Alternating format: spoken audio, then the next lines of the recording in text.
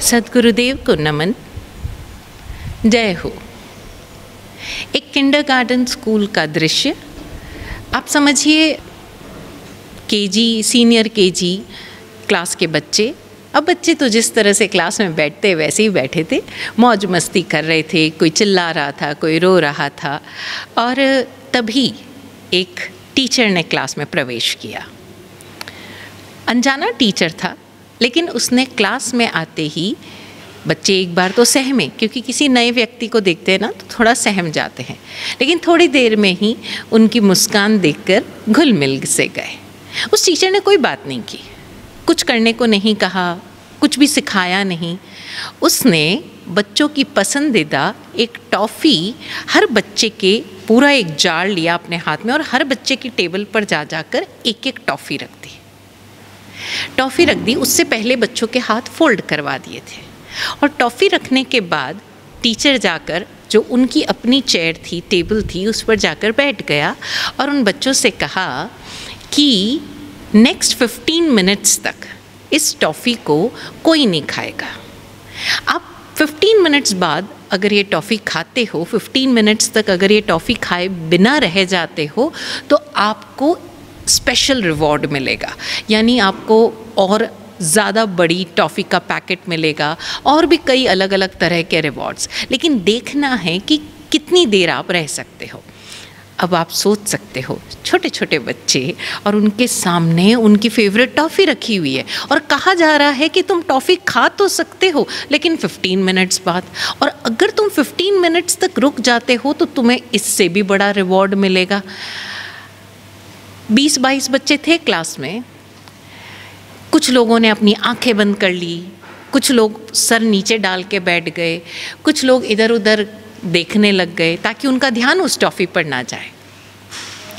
कुछ लोग नहीं रह पाए, उन्होंने 5-7 मिनट में वो टॉफ़ी खा ली। कुछ लोगों ने 10 मिनट तक तो इंतज़ार किया, लेकिन 10 मिनट बाद वो टॉफ़ी खा ली। सिर्फ 3 या 4 बच्चे उन 25-28 बच्चों में से बचे जिन्होंने वो टॉफ़ी 15 मिनट तक नहीं खाई। प्रोफेसर्स ने हर एक बच्चे ने कब कब टॉफ़ी खाई, किस किस तरह से खाई, वो सारी चीज़ें उनके नाम के साथ नोट कर ली। करीब 20-25 साल बाद प्रोफेसर उस खोज में निकले और उन्होंने ये निष्कर्ष निकाला, ये कंक्लूजन निकाला कि जिन बच्चों ने पूरे 15 मिनट तक इंतज़ार करने के बाद वो टॉफ़ी खाई, वो आज अपनी ज़िंदगी में असाधारण ऊंचाइयों को छू चुके हैं। They have attend all the peaks of success which they wanted to. जिन लोगों ने बीच में कुछ देर तो पेशेंस रखा लेकिन कुछ देर नहीं रखा, वो एवरेज ज़िंदगी जी रहे हैं। और जिन लोगों ने ज़रा भी नहीं रखा, वो शुरुआत में खा गए, वो सारे के सारे लोग आज भी अपनी लाइफ में स्ट्रगल कर रहे हैं, प्रॉब्लम से जूझ रहे हैं। They are very negative about their lives. वो अपनी ज़िंदगी के प्रति कोई बहुत अच्छा दृष्टिकोण नहीं रखते। और तब उस टीचर ने, जो प्रोफेसर वॉल्टर मिशेल थे और जिन्होंने ये मार्शमेलो थ्योरी दी, मार्शमेलो इसलिए क्योंकि उस टॉफ़ी का नाम मार्शमेलो था, वो टॉफ़ी जो थी वो मार्शमेलो थी, इसलिए इसका नाम मार्शमेलो थ्योरी पड़ गया। उन्होंने ये निष्कर्ष निकाला कि धैर्य का जो गुण है वो ज़िंदगी में सफलता पाने के लिए सबसे बेसिक और सबसे आवश्यक ज़रूरत है, गुण नहीं ज़रूरत है। उन्होंने कहा कि ये गुण एक ऐसा गुण है जो अगर व्यक्ति अपने जीवन में ढाल ले तो निश्चित रूप से सफलता के पायदानों को छू सकता है। हम सभी जानते हैं कि ये धैर्य का सद्गुण हमारी सफलता के लिए बेहद ज़रूरी है। हम सब चाहते भी हैं कि हमारे भीतर पेशेंस का ये गुण डेवलप भी हो, लेकिन फिर भी हम चूक जाते हैं। अब ज़रा देखा जाए तो ये धैर्य का सद्गुण डेवलप करने का जो सही समय है वो समय है बचपन। लेकिन क्या हम वाकई बचपन में ये गुण, ये क्वालिटी डेवलप कर पाते हैं? पेरेंट्स भी कहते हैं हमारे बच्चे में ज़रा भी धीरज नहीं है, मारा सा ये एक जगह बैठ ही नहीं सकता है, जब देखो उछलता रहता है, हम इसको एक जगह बिठाए रखने के लिए क्या करें।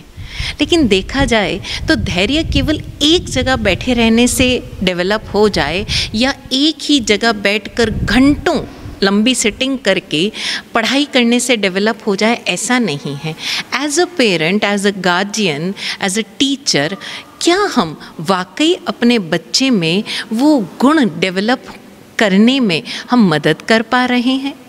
ज़रा हम देखें कि हम अपने बच्चों की छोटी छोटी डिमांड्स को भी इस तरह से पूरा करते हैं जैसे कि वो अगर ना मिला तो वो पढ़ाई नहीं करेगा। और ये जो लालच का गुण हम अपने बच्चों में दे देते हैं, हर चीज़ एक ज़िद पर उनकी मुहैया करवा देते हैं, वो जैसे जैसे हमें ब्लैकमेल करते हैं बच्चे इमोशनली, हम ब्लैकमेल होते जाते हैं। क्योंकि बच्चों में ये टेक्निक आई कहाँ से? हमने भी बचपन में उनको इसी तरह से किया। देख, अगर तू अच्छी पढ़ाई करेगा ना, अगर तू ये 100 एंड 100 ग्रेड्स लेकर आएगा तो मैं तुझे ये दूंगी। बच्चे को समझ में आ गया कि अगर मुझे 100 एंड 100 ग्रेड्स लाने हैं तो मम्मी पापा मुझे ये चीज़ दे देंगे। अब बच्चे ने बड़ा होने के बाद आपको उल्टी तरह से ब्लैकमेल करना शुरू किया। अब वो कह रहा है कि अच्छा, आप चाहते हो मैं इंजीनियर बनूं, तो आप मुझे ये कंपनी का लैपटॉप दिलाइए। अब पेरेंट्स कह रहे हैं बेटा ये वाली कंपनी का लैपटॉप हम कैसे दिलाएंगे? आप सोच लो, मुझे तो ये लैपटॉप चाहिए, मुझे ये प्रोजेक्ट्स पूरे करने हैं, वरना फिर ना कहना कि तेरे मार्क्स कम आए थे। अब बच्चा आपको ब्लैकमेल कर रहा है। वो जैसे ही कॉलेज जाना शुरू करेगा, बेटा पब्लिक ट्रांसपोर्ट में चले जाओ। अरे कितना टाइम वेस्ट होता है, आपको पता नहीं है, मुझे बाइक चाहिए और ये वाली बाइक चाहिए, वरना मैं कॉलेज जाऊंगा नहीं, फिर कल को मेरे मार्क्स कम हो जाए तो आप ना कहना, फिर बोलोगे प्लेसमेंट नहीं मिला। अब बच्चा आपको डरा रहा है।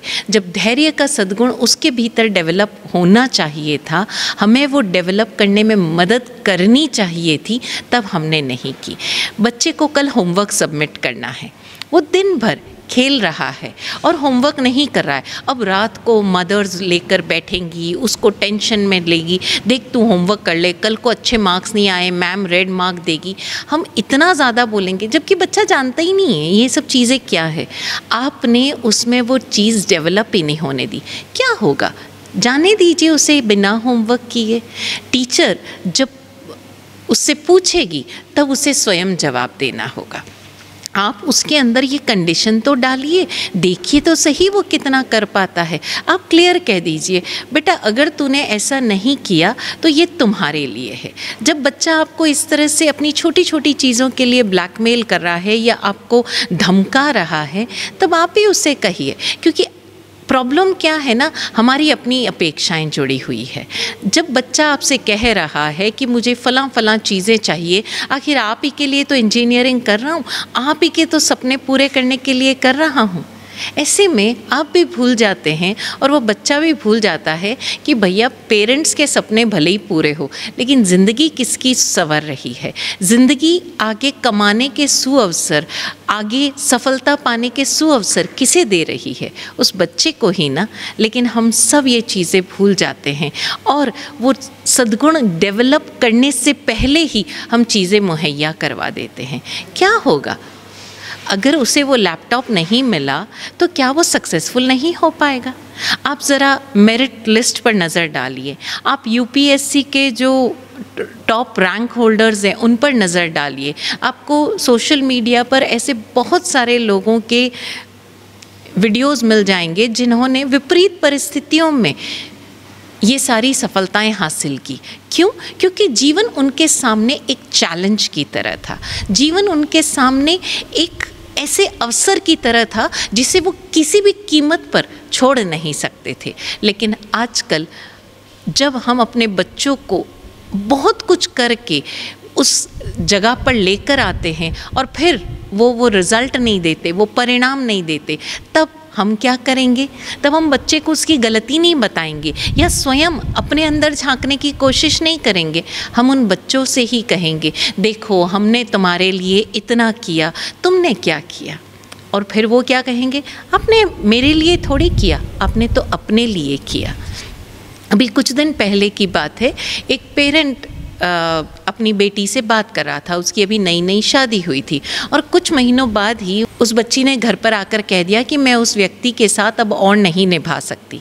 तब पेरेंट्स उसे कहने लगे तेरी शादी पर इतना खर्चा किया हमने, ऐसी ऐसी शादी की, तुझे इतना पढ़ाया लिखाया, किस लिए किया, डेस्टिनेशन वेडिंग दी, तूने गिफ्ट्स दिए, किसके लिए? तेरे लिए ही ना, और अब तू कह रही है मैं वो शादी नहीं कर सकती। उस बच्ची ने अपने पेरेंट को बिना समय गंवाए पुनः बोलकर कहा, आपने ये मेरे लिए नहीं स्वयं के लिए किया। हमने बच्चों को वो चीज़ की वैल्यू ही नहीं करना सिखाया। और जब बच्चे हमें पलट कर इस तरह से जवाब देते हैं तब हम आहत होते हैं, तब हम हर्ट होते हैं कि अरे वो ऐसा क्यों बोल रहा है। आप अपना कर्तव्य करें, अपनी चादर से बाहर जो आप नहीं कर सकते हैं उसके सपने भी ना दिखाएं अपने बच्चों को, उसकी एक्सपेक्टेशन भी उनके अंदर ना पैदा होने दें। उसे क्लियर होना चाहिए कि आप उनके लिए मात्र एक पर्टिकुलर लिमिट तक सुविधाएं दे सकते हैं, साधन दे सकते हैं, लेकिन उसकी अनावश्यक ज़रूरतों को पूरा करने की जिम्मेदारी, या मैं कहूँ बोझ, या उस जिम्मेदारी के नाम पर उसकी उन सो कॉल्ड डिज़ायर्स को पूरा करना कतई आपके ना तो हित में है और ना आपका एक दायित्व ही बनता है। इस सो कॉल्ड दायित्व के बोझ से अपने आप को मुक्त कीजिए, और तब न बच्चों से आपकी एक्सपेक्टेशन रहेगी और न आपकी बच्चों से एक्सपेक्टेशन रहेगी। दोनों तरफ से अपेक्षाओं का ये जो बोझ एक दूसरे के सर पे डाल रहे हैं हम, वो कहीं ना कहीं छट जाएगा।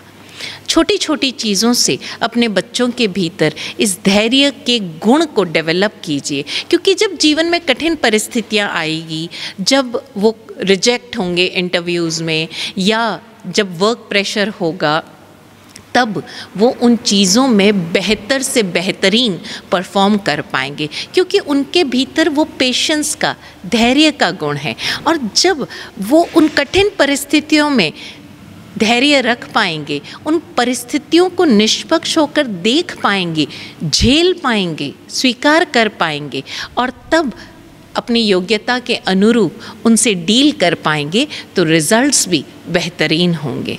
हम नोट करें कि जब बच्चे, जो ये विपरीत परिस्थितियों में पले बच्चे हैं, इनके जीवन में एक ही सपना रहता है कि मैं किसी तरह से उस ऊंचाई तक पहुंच जाऊं जिससे मैं स्वयं अपना जीवन सुधारूंगा और मेरे पेरेंट्स का भी। कई बार हम देखते हैं कि ऐसे बच्चे कॉलेज में टॉप कर रहे हैं जो लोकल बस में सफ़र कर रहे हैं, जो सुबह काम करते हैं, यहाँ तक कि वो किसी मॉल में एक डिलीवरी बॉय का काम करने से भी नहीं झिझकेंगे। वो बच्चे गाड़ी धोने में से भी नहीं झिझकेंगे। क्यों? क्योंकि उन्होंने अपने पेरेंट्स को सारे ऑड जॉब्स करते हुए देखा है। उन्हें किसी काम की शर्म नहीं, उन्हें बस इतना पता है कि किसी तरह से उन्हें पैसा कमाना है। और वो जो बस लोकल ट्रांसपोर्ट में ट्रैवल करने का टाइम है उसे अपनी पढ़ाई में लगाते हैं। उसके बाद वो अपने ही हम उम्र बच्चों को, यानी जैसे अगर वो फाइनल ईयर में है तो फर्स्ट ईयर सेकेंड ईयर के बच्चों को ट्यूशन पढ़ा रहे। इससे उनका एक कॉन्फिडेंस डेवलप होता है, जिस कॉन्फिडेंस डेवलप करने के लिए दूसरे लोगों को पर्सनालिटी डेवलपमेंट क्लासेस में जाना पड़ता है, इमेज बिल्डिंग क्लासेस में जाना पड़ता है। ऐसे बच्चे जो अपने से यंगस्टर्स को पढ़ा रहे हैं, यानी first year second year students को, उनकी प्रॉब्लम्स को सॉल्व कर रहे हैं, क्योंकि उम्र का गैप ज़्यादा नहीं होता, तो वो जब उनको पढ़ा रहे हैं तो उनके सारे सवालों के जवाब, उनकी एक्सपेक्टेशंस को वो मीट कर रहे हैं, उनकी सारी क्वेरीज़ को वो डील कर रहे हैं। और ऐसे में उनके भीतर जो प्रेजेंटेशन का गुण है, जो कॉन्फिडेंस बिल्डिंग का गुण है, जो एक भाषा पर पकड़ है, कम समय में कितना प्रेजेंट करना, ये सारी चीज़ें अनइंटेंशनली उनके भीतर डेवलप होती जाती है और धीरे धीरे वो अपने सब्जेक्ट के मास्टर होते चले जाते हैं। पैसा तो कमा ही रहे हैं, लेकिन अनजाने में अपने ऊपर काम कर रहे हैं, अपनी कमज़ोरियों को जीत रहे हैं।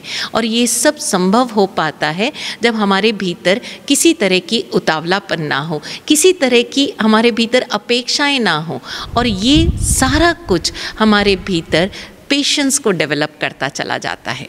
पेशेंस का अर्थ सिर्फ इतना नहीं है कि हम कुछ पर्टिकुलर मोमेंट्स में हम पेशेंस रखें, हम एक जगह लॉन्ग सिटिंग कर लें।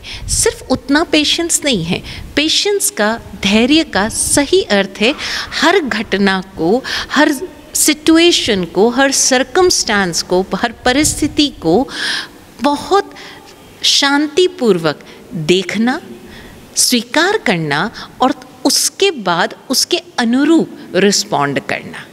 अधीर व्यक्ति क्या करेगा? तुरंत रिस्पॉन्ड करेगा, उतावलेपन के साथ रिस्पॉन्ड करेगा और शायद तब स्वयं अपने आप को पूरी तरह से प्रेजेंट भी ना कर पाए। लेकिन एक धैर्य वाला व्यक्ति, एक पेशेंस वाला व्यक्ति बड़े आराम से सिचुएशंस को देख पाएगा, कंट्रोल कर पाएगा। तो हम अपने बच्चों के साथ शुरुआत करें। अगर नोट करें आप अपने आप को, तो आपके बच्चों में शायद धीरज हो, लेकिन आप में वो धीरज नहीं है, आपके भीतर वो बात नहीं है कि आप अपने बच्चों को देख पाएँ। तो ये जो एक्सपेक्टेशंस का ब्लेम गेम है उसे छोड़िए, एक दूसरे से एक्सपेक्टेशन मत लगाइए। ये पेरेंट्स ये ना सोचे कि बच्चों का सो एंड सो डिग्री हासिल करना हमारी जिम्मेदारी है, और बच्चे ये ना सोचे कि भाई मैं अगर कोई डिग्री हासिल कर रहा हूँ तो अपने पेरेंट्स पर एहसान कर रहा हूँ। ऐसा कुछ नहीं है, ज़िंदगी आपकी संवर रही है। जो सैलरी पैकेज आने वाला है वो आपके नाम का आने वाला है, जो डिग्री आने वाली है वो आपके नाम की आने वाली है। आपके पेरेंट्स सिर्फ और सिर्फ आपके लिए हेल्पफुल है, they are just the providers, they are not the producers. तो आप उनको ये गिनाएं और उनके ऊपर ये एहसान जताएं कि आपके लिए कर रहा हूँ। उससे पहले 4 बार अपने आप से पूछे कि क्या भैया जो सैलरी पैकेज आएगा, जो बैंक अकाउंट होगा, वो अपने पेरेंट्स का देने वाले हो या अपना देने वाले हो? Not at all, you are not going to do that. तो फिर ऐसा क्यों? ये धैर्य का सद्गुण चाहे बच्चे हो चाहे बड़े हो, हम सब अपने भीतर डेवलप करें। और ख़ास कर ये गुजारिश माता पिता से कि वो अपने बच्चे से अगली बार किसी भी चीज़ के लिए डील करें। अगर आपके बच्चे बाहर रहकर पढ़ाई कर रहे हैं, परिवार से दूर हैं, तो मात्र इस बात की चिंता ना करें कि हाय मेरे बच्चा खाना नहीं खा रहा है, हाय मेरे बच्चे को इस साल आम खाने को नहीं मिला, हाय मेरा बच्चा कैसे जिएगा, कैसे खाएगा। सिर्फ खाना पीना ज़िंदगी नहीं है। जहाँ रहेगा वहाँ पेट भरने के लिए मस्त होकर भोजन खा सकता है। ज़रा सी विपरीत परिस्थितियों में उन्हें अगर जीने का अवसर मिला है तो शुक्र मनाइए कि आपको वो विपरीत परिस्थितियाँ नहीं क्रिएट करनी पड़ रही है। जब वो आपके पास लौट कर आएगा तो जो कुछ आप उसे दोगे वो उसका सम्मान करना सीख पाएगा। अपने बच्चे को स्वयं पर इतना निर्भर भी ना बनाएं। प्रयास करें कि अगली बार जो आपका बच्चा आपसे दूर रहकर पढ़ रहा है, आप उससे उसके खाने के बारे में, उसके रहने सहने के बारे में नहीं पूछेंगे।